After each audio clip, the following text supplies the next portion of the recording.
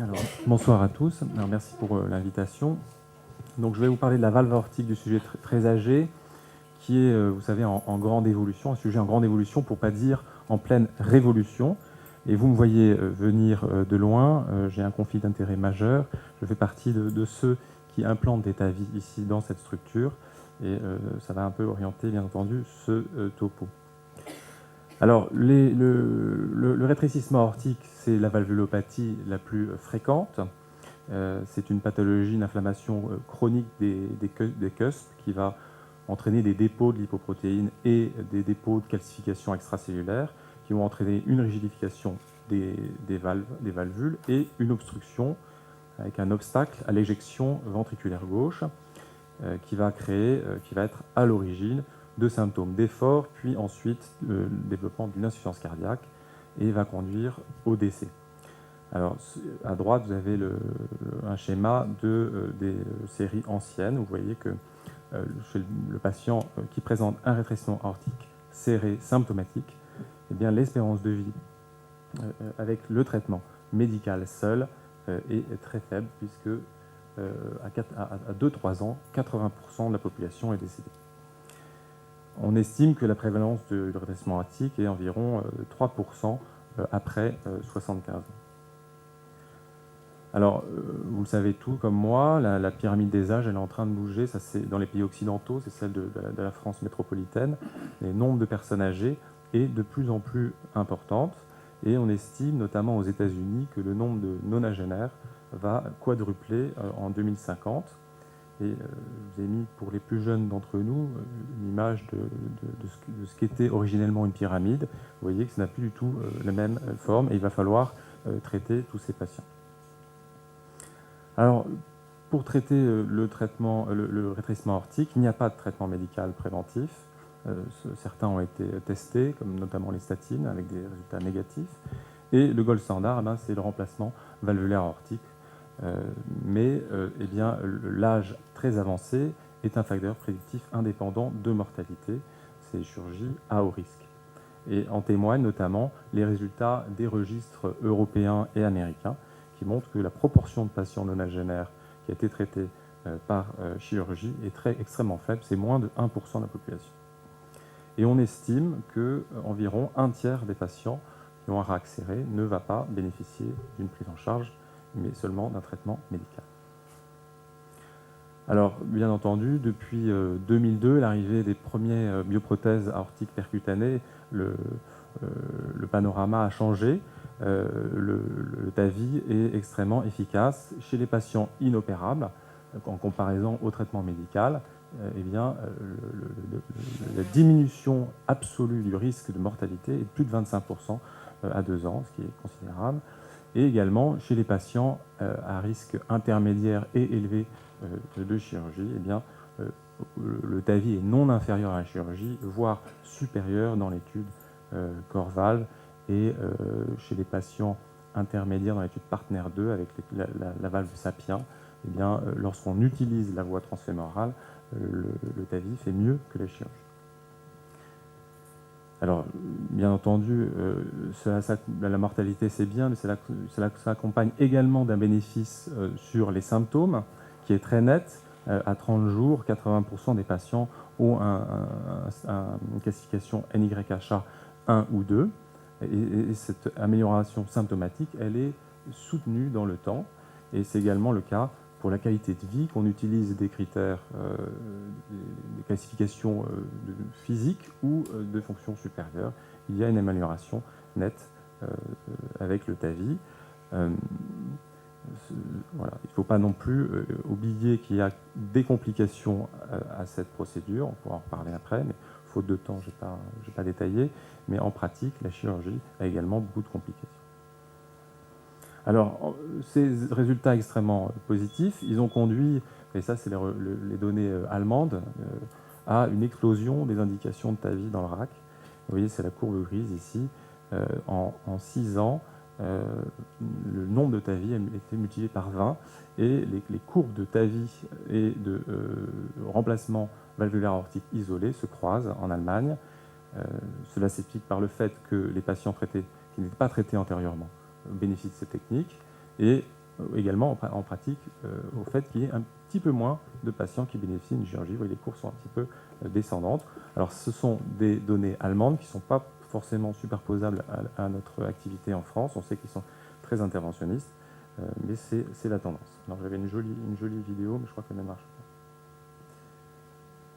Alors, que disent les recommandations? Les recommandations, elles sont assez anciennes, parce qu'elles datent de 2012, et il y a beaucoup de données récentes qui vont probablement faire qu'elles vont être modifiées.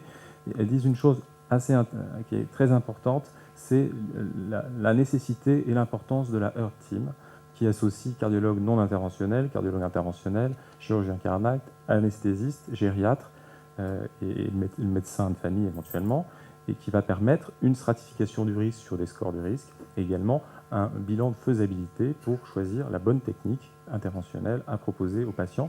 Et cette Heart Team, elle est particulièrement importante pour les patients très âgés. Il n'y a pas vraiment de contre-indication au TAVI, ça c'est également les recommandations européennes. La seule contre-indication, c'est une espérance de vie très faible, de moins d'1 an, et c'est lorsque le TAVI ne va manifestement pas apporter de bénéfices en termes d'amélioration fonctionnelle ou de qualité de vie du fait de comorbidités trop importantes ou de fragilité très importante. Donc en pratique, l'âge très avancé ne constitue pas une contre-indication au TAVI, en tout cas ce n'est pas noté dans les recommandations.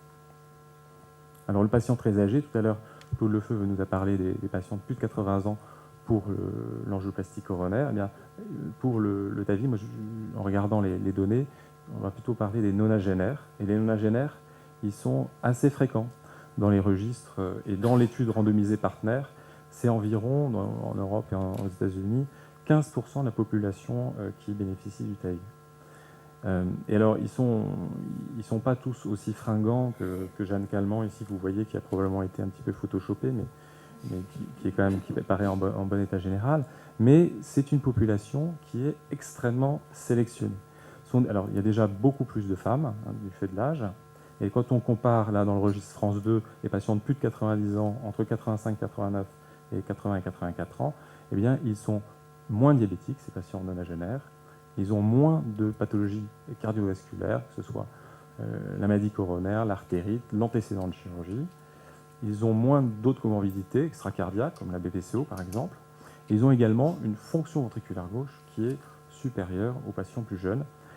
Et ça reflète, c'est reflété par un score de risque, Euroscore, qui est comparable entre les différentes populations. Or, on sait que l'âge pondère de façon très importante ce score. Donc une population très sélectionnée et une mortalité qui est relativement comparable. Encore une fois, il n'y a pas d'étude randomisée, c'est une comparaison de registres. Les patients de plus de 90 ans ont une mortalité, disons, périopératoire, péri-TAVI, dans les quelques mois après le TAVI, qui est comparable aux patients plus jeunes, qui restent quand même âgés. Je rappelle que la moyenne d'âge dans les études, c'est plus de 80 ans. Et ensuite, on voit une dichotomie, une division de la courbe qui est essentiellement qui témoigne de l'histoire naturelle des patients nonagénaires.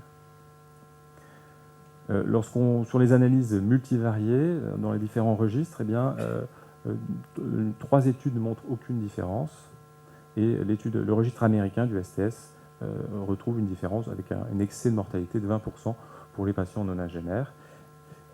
Cependant, lorsqu'il compare cette population nonagénaire qui a bénéficié d'un TAVI à une population appareillée pour l'âge qui n'a pas eu de procédure de TAVI, il y a le delta de mortalité à 1 an est relativement faible. C'est des taux de mortalité qui sont assez proches et très différentes du delta qu'on peut voir chez les patients plus jeunes. Donc il y a très nettement un bénéfice en termes de mortalité chez cette population âgée. Il y a également un bénéfice fonctionnel, au même titre que pour les patients de la population générale. Les patients, les symptômes sont améliorés, la qualité de vie est améliorée, même si les patients âgés semblent récupérer de façon plus lente, à distance du geste. Eh bien, la qualité de vie et la magnitude du bénéfice entraîné par le TAVI est similaire aux patients moins âgés. En fait, donc l'âge, finalement, ce n'est pas vraiment le problème chez le patient qui va avoir un RAC et bénéficier d'une procédure de TAVI. C'est surtout son état général, ses comorbidités. On le voit ici sur cette méta-analyse, toujours du registre France 2, il n'y a pas l'âge n'est pas un facteur prédictif indépendant de mortalité, et par contre, l'insuffisance rénale, l'Euroscore, qui poule plusieurs comorbidités, sont des critères prédictifs négatifs importants. Donc ça, c'est facilement évaluable dans la vie, en pratique. Ce qui est plus difficilement évaluable, c'est la fragilité, et notamment pour nous, cardiologues. C'est une notion qui est un petit peu floue, comme disait tout à l'heure le professeur Bodert. La définition, c'est une réduction des capacités physiques et ou psychologiques qui va entraîner une diminution d'adaptation au stress et va pouvoir éventuellement augmenter le risque de chute, de délirium, d'invalidité et entraîner un mauvais pronostic. C'est typiquement le patient qui présente un petit stress physique ou psychologique et qui va glisser dans la dépendance pour une des fonctions et avoir du mal à retrouver une indépendance pour cette fonction, voire ne pas la retrouver. Et quand on regarde les études qui se sont penchées sur la fragilité dans le TAVI, eh bien, le fait d'avoir notamment un indice de CATS qui est bas, eh bien, c'est témoin d'un risque de surmortalité nette.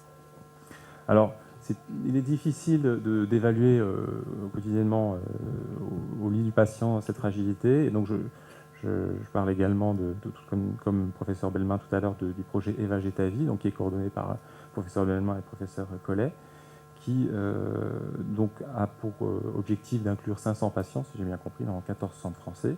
Tous ces patients vont bénéficier de TAVI et ils ont une évaluation gériatrique qui est extrêmement complète, qui est effectuée par le docteur Marona et ses collègues, et qui une évaluation sur énormément de scores de risque. Je serai incapable de vous détailler ces scores de risque.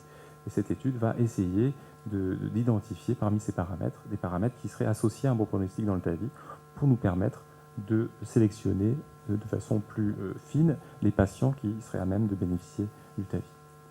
Voilà, donc en pratique, en conclusion, je ne vous ai pas vraiment parlé de la valve aortique, mais plutôt du TAVI chez les sujets très âgés, pour dire que l'âge très avancé n'est pas une contre-indication, qu'en comparaison aux patients qui sont moins vieux, moins âgés, eh bien, après TAVI, la mortalité est comparable ou un petit peu plus élevée, les symptômes et la qualité de vie est améliorée de façon comparable, et que le déterminant du pronostic, c'est les comorbidités, ça on sait à peu près les regarder, et la fragilité.